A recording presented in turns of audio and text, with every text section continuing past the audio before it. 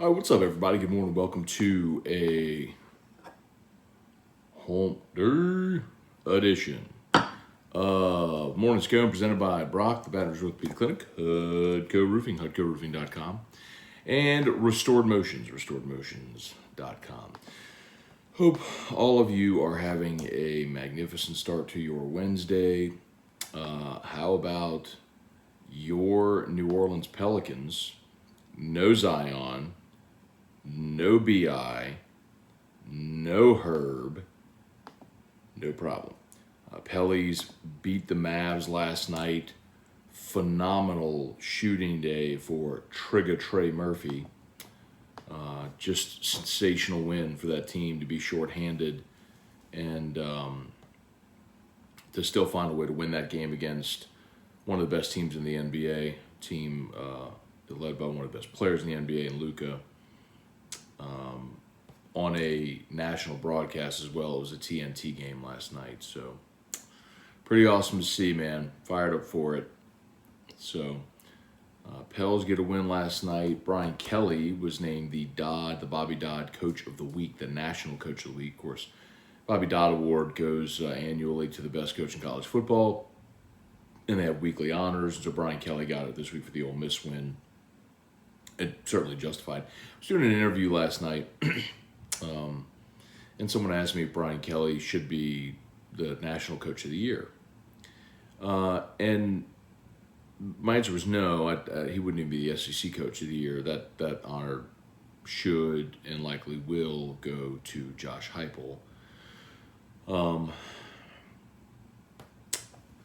And rightfully so. That rightfully, it provided Tennessee over the final month of the season continues to play the way that they've played.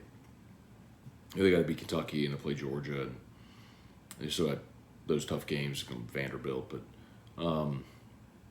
if Tennessee ends up 11-1 and in the playoff for 12-0, then yeah, Tennessee deserves. Josh Heupel will deserve that Coach of the Year honor. I think we anticipated Tennessee would be improved. I don't think anybody was talking about Tennessee as a playoff team. Certainly not entering November. So, that's where they are. It's good for them, for as good as they have been. But that certainly also doesn't detract. It doesn't mean Brian Kelly isn't worthy of praise, because he is. He's done a magnificent job getting this team focused, organized, bought in. And boy, they have been fun to watch. All right, we'll say some good mornings here. Fire away with all your questions, comments. You know the drill. YouTube, do me a favor. Please smash that like button. If you're new, please subscribe up to the channel. Facebook, please like the page of the post. Jeff McKiffin, good morning. Hey, Aunt Mary, good morning. Great to see you there this morning.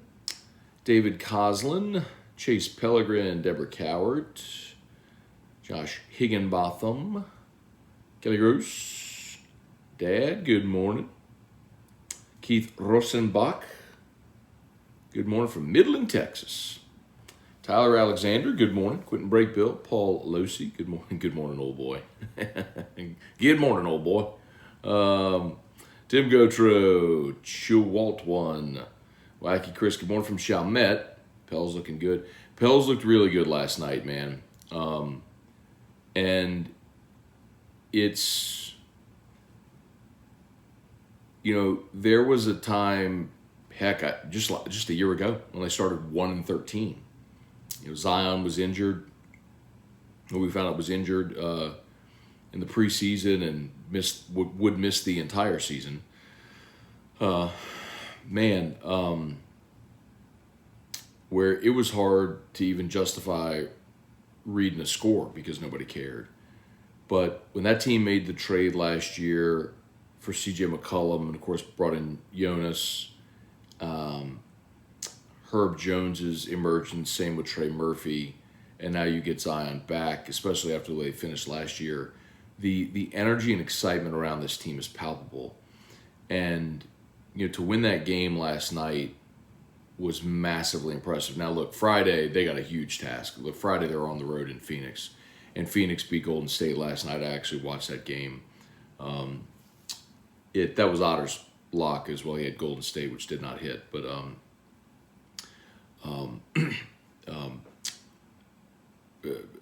Klay Thompson got ejected in the third quarter, so that definitely altered the game. But Golden State or Phoenix was in control. So you got a big test on the road on Friday. But, man, Trey Murphy was perfect from the floor. He was 8 of 8, 4 of 4 from 3, gave you 22 points. Najee Marshall got the start. Gave you 15 points. His plus minus was plus 14. Najee Marshall's plus minus, he started for you, was plus 14. Yeah. And you had 3 double-digit scores come off the bench. Larry Nance gave you 11. Devontae Graham gave you 14. And Dyson Daniels, the rookie, gave you 11. So it was good to see Dyson Daniels play last night as well. We knew he'd have to because of the injuries. So Daniels to get out there and give you 22 minutes was awesome. Yeah, man, just showed the depth of the team, man. Well, you can be without, really probably your 3 best players. 2 best players and your best defensive player. Guy might be an NBA Defensive Player of the Year candidate. To be without those guys and still beat Dallas is really impressive, man. Larry Garner, River Reese, Marcus Washington, Brady Smith, morning, Matt. Love what I saw from Dyson Daniels last night. Yeah, man, that's Dyson Daniels is the rookie. Saw him. I mean, look, we saw Dyson Daniels in the preseason play really well, and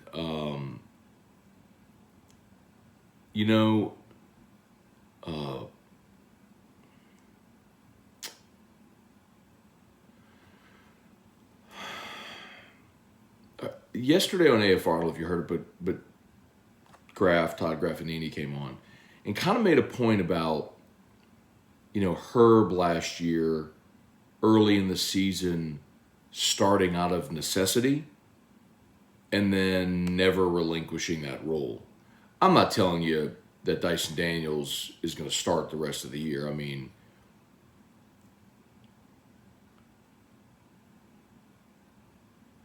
and he didn't start last night, by the way. But what he did was prove he's ready to warrant minutes, legitimate minutes, as part of this rotation as a rookie.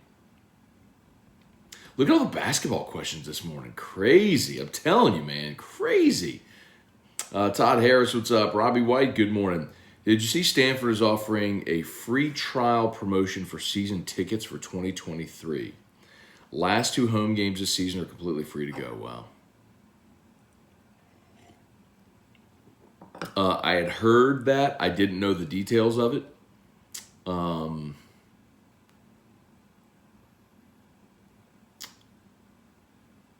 I mean, my first reaction to that is just sort of the obvious one, right? It illustrates why the SEC has such a distinct advantage over the rest of the country because of stuff like that. I mean, Stanford's letting people come for free. Last Saturday, Marshawn Lynch is dropping MFs on live TV because fans aren't going to the Cal games.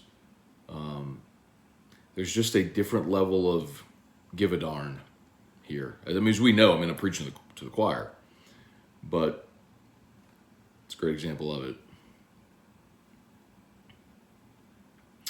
Right. Where are we? Trey Potan was good. Trey Fisher, good morning. Tomachita Thomas, good morning. So you saw a story that was saying A&M players were smoking weed in the locker room. I did not see that story, and I'm not going to spread false information unless if that comes from a valid source. So if a valid news outlet reported that, then we can talk about it. But otherwise, I'm not going to spread rumors. Jason Horn, good morning. That's why I always say, Tom Machida, consider the source, understand where you're getting your info from. Anyone can put anything on the internet. So, just because someone put it out there doesn't mean it's true. So by sharing it, it's only, further spreading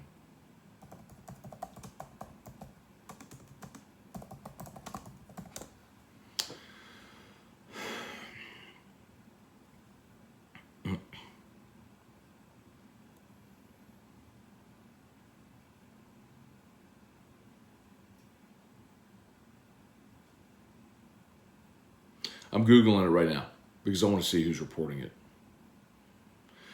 I see the story, but I don't see anybody of.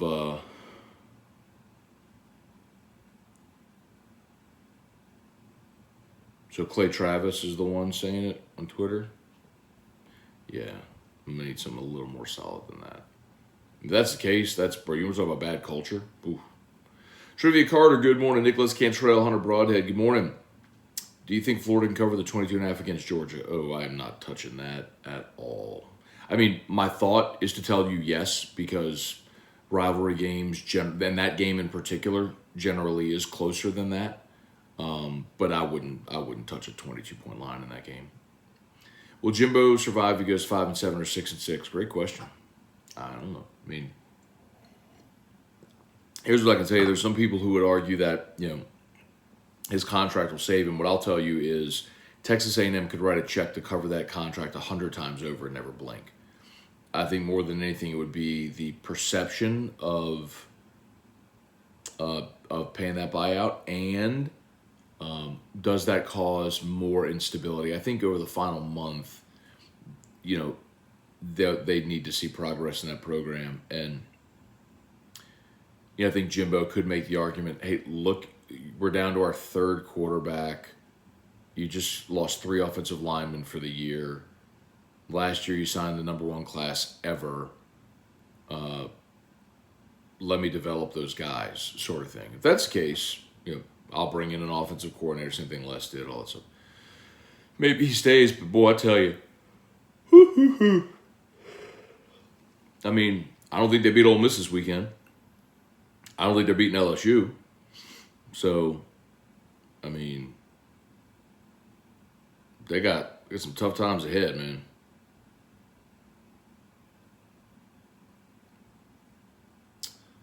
Wacky Chris, let's see. A&M has deep pockets, won't pay almost $100 million to make a guy go away. Wacky Chris, you got to understand, bro. A&M money is different. Like,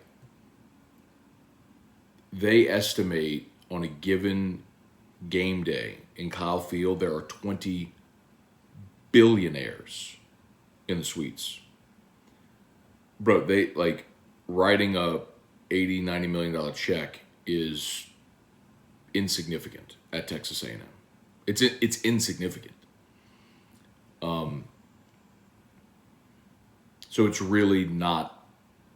I mean, it's a big amount. Don't misunderstand me, but that's not something that's crippling to them like it would be almost any other place. Brant Roban, will we have our dudes back healthy by Bama game? So I think that the 2 questions would be Garrett Dellinger and Major Burns. Dellinger would be interesting because, look, the last 2 weeks you played with Miles Frazier at left guard. He's played well. Your offensive line as a whole has played well. So if he's ready to roll, great. If not, okay. I mean, Dellinger, I think, is a better left guard option than Miles Frazier, but is Dellinger with a bum knee and a broken hand a better option than Miles Frazier? Probably not. So see if he's healthy. And then I'd say the same about Major Burns. If Burns returns, you'd be taking Joe Fouché off the field. Fouché had the great interception last week against Ole Miss in the end zone. But I tell you, Major Burns is probably the better cover, the better safety in coverage than Fouché. Fouché is more of a box safety who can help against the run.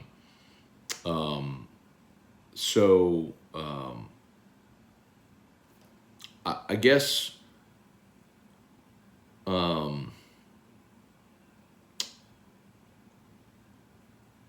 I would think John Emery would be okay. They said he tweaked a knee, which is why they held him. He was dressed, but they held him against Ole Miss. Armani Goodwin, the rest would certainly help him, but boy, he looked explosive last week. You're pretty good, all in all. Wendell Norman, Devin Kelly. What's up, Jeff? Good to see you, dude. Leon Williams, good morning. Mike Prima, what's up from Bill Platt? Devin Johnson, any chance College Game Day comes to Baton Rouge for the Alabama game if Georgia or Tennessee choke this weekend? Yeah, maybe, but that's hard to imagine. It's hard to imagine them not being at Tennessee, Georgia. I mean, 1 versus 3. I fully expect that both Tennessee and Georgia win. Let's see, Brad, did you think Gary Crowton was a good coordinator at LSU? It seemed like Les handcuffed him. I mean, in 2007, they called him the Wizard. Remember, he was awesome. Then 08 happened, they threw all the interceptions. Then in 09 and 10, Les handcuffed him. And they argued a lot. So I think Gary was certainly creative that first year he was here. But he and Les clashed, just like Les and Jimbo clashed and had disagreement on style and structure and all that stuff. Devin Kelly, how long will Zion be out this time? So the word yesterday was that he's making the trip, and they do expect him to play on Friday against Phoenix. I mean, he got a bruised hip. I mean, he fell hard. I mean, give him some time. He wanted to go back in on Sunday, and they were like, no. Sit. Long season. Adam Fontenot, flock up, give me Graf. Gregory Gordy, good morning. Thinking of picking Dallas for my survivor pool pick this week. I need help. What do you think? Started with 326 entries down to 20. Pot is 13 grand. Also could use a Drew view. Well, Drew's not awake, Gregory, but who else could you pick? Who else do you have available to you? I'm curious. Dallas this week is home against Chicago. I mean, I do like Dallas in that spot for a couple of reasons. I think the public generally will overreact. So I think people will overreact to the day the Bears had. I'd also point out the Bears had to travel on Monday night. So this is a short week for them, right? They travel on Monday, go back to Chicago, now have to travel again. So that the travel's a tough spot. So I'm looking at the line right now. It's 9.5. Like I like Dallas this weekend for sure. But I guess it kind of depends who else you have available to you. Y'all smash that like button if you would. YouTube, like the page. Or YouTube, please smash the like button. Subscribe up to the channel. Facebook, please like the page, share the post. Always shout out to Brock. You need North Peace, go to Brock. Hudco Roofing, HudcoRoofing.com. Love to give you a free, no obligation roofing inspection. And of course, Restored Motions. Go see my girl, Crystal Poche. If you've got pain, she will help bring you through it. RestoredMotions.com. Jason Horn, Glenn Thomas, Melanie Wilson. Willis, good morning. Do you think LSU special teams have made improvements needed? I mean, they were offsides on the opening kickoff. I mean, I'll tell you something they did on Saturday that was noticeable was they let Nathan Dybert kick off. And I think all but one were touchbacks. So they stopped trying to like sky kick it at the goal line to play coverage. They just said kick it through the end zone, give them the ball at the 25. Which is, if you had a guy able to do that every time, do it. So that's one change that they made. Daniel Sinetz, what's up? We also saw Noah Kane return kickoffs. Which I'm all for, finding ways to get playmakers their hands on the ball, and if special teams is the way to do it. Michael Thacker, good morning. I think Brian Kelly can pry Jacoby Matthews back from Texas A&M. It'd be a money thing. That's why he ended up there to begin with. Paul Dykes, I mean, Jacoby Matthews wanted to come to LSU. I mean, I detailed that whenever it happened. He wanted to come to LSU. A&M offered him a ton of money. It was money he couldn't pass for his family. I get it. Henry Gordon Bennett, morning, Matt. Hear me out. Jaden Daniels' last snap of the Tennessee game was an interception. Since that play, he's literally a different player. I get the point. I mean, I don't think it had anything to do with the last snap being the interception. I think it has more to do with, I mean, you got beat down in the game and realized, hey, look, this is what happens when you play a good team if you don't let it rip. So let it rip. Chewy Gutierrez says the game passed Jimbo by. I think there's an argument to be made there. I can't say that I've studied every bit of game film of Texas A&M games to tell you, but I think it is fair to say this. If you want to run that offense and you don't have a superior roster, you're not going to do well. So when you have an inferior roster, you need to out-scheme better teams, and Texas A&M does not do that. That was a problem that Les Miles had, too. Tavanka De Silva, Brian Wynn, John Forrest, what's going on? Who needs this World Series more? Foray, excuse me. Who needs the World Series more? Oh, I don't know about that. I mean, I think everybody wants to win the World Series. Henry Gordon Bennett, A&M, I'm begging you, please don't fire Jimbo. That's generally an indicator when opponents' fan bases are begging you not to fire your coach. It's generally a sign that you should probably fire your coach. Carson Stevenson, morning Scone. Do you think the week off before the Bama game is more helpful or hurtful? I get getting healthy. I mean, I like the open date where it is. So I mean, I'm very firm on this. I think you play 8 games and then you get your open date. It comes at a good time before you go into November. You allow guys to get healthy. I also like the rest before Bama. I think so much of it is on the coach. When LSU had their losing streak to Bama, and they had the open date, it became 2 weeks of build up and stress over the game, and I do think it negatively impacted the team. I don't think that was the case again with Ed Ogeron. I think Ed, one of the things I'll compliment Ed is he was very good at getting his guys to focus on it as another game and then bouncing back the next week. That's something Les struggled at. Les struggled to get his guys to treat the Bama game like any other game, and when they lost, he struggled to get them back up the next week. I mean, that was a consistent thing with Ed, with Les. That was not there with Ed. Ed did, like, I'll tell you, he did a really good job with that. And we'll see how Brian Kelly handles it, but I think he'll do fine too. Matt, thoughts on the lack of production from John Emery? I mean, John had a good game against Florida and then was out with a knee injury last week. Todd Harris, do you feel Brian Kelly and his staff can stop the bleeding of losing Louisiana kids out of state teams?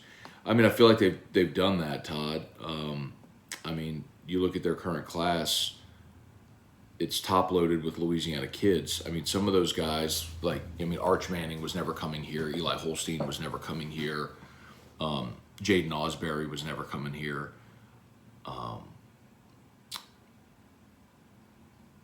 You had a shot at Derek Williams, but that was just a deal where Texas threw a bunch of NIL money at him. So, but man, look at the top of LSU's class. You flipped Ricky Collins. You got Lance Hurd. You got Trey Holly. You got the running back from Liberty. You got the safety from Zachary. I mean, the top of the class is loaded with Louisiana kids. So, I mean, I think they've done a really good job of recruiting the state, and will continue to do so the more and more they win. Al Basila, Matt. Let's see. Bama could not run the ball last year. They ran it in the second half against Arkansas, but it failed to run it effectively against other opponents. Why does the national media not talk about it? I don't think, Al, that people are focused on LSU and Alabama just yet. I mean, it's still a week out. They have other things. But Alabama's running game this year is a bit different. Like, Jahmyr Gibbs is a different style back, and I don't know, man. I've watched them, and he's pretty special, man. He kind of concerns me, his ability to get it and go. Let's see, a couple more minutes, y'all. Real quick. I'm going to go to the bottom. Jonathan, thought of having Mason Smith and Harold Perkins next year gives me nightmares. Don't forget about Mekhi Wingo, who's been awesome. You pair Mekhi Wingo and Mason Smith on the interior next year, that's pretty fun to think about. How do NIL deals work with transfers? Do transfers give up the dough? No, so Zach, I would highly recommend, by the way, you listen to Rosters to Riches NIL podcast we do.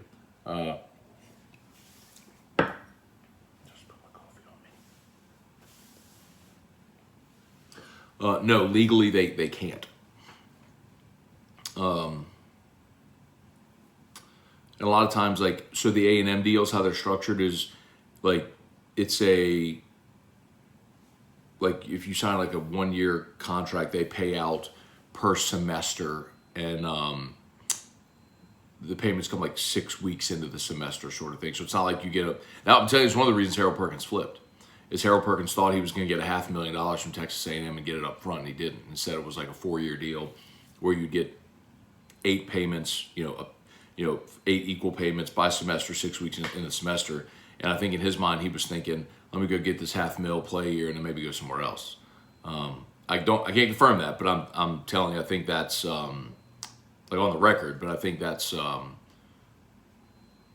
I'm surmising that was probably part of his thought, which is why he ultimately tapped out at A&M. Basically, the deal wasn't structured the way he thought it would be structured. So instead of going where he thought he was going to get the most money, he went where he wanted to go. All right, guys. Chance Babin, Zach Swan, Cody Kibido, good morning.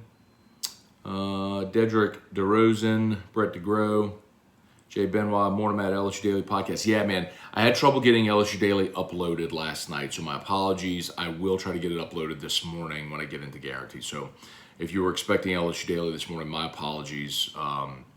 We'll get that hopefully up pretty soon. So, all right, y'all do me a favor. If you're on YouTube, smash that like button, subscribe to the channel. Facebook, please like the page, share the post. We appreciate y'all as always.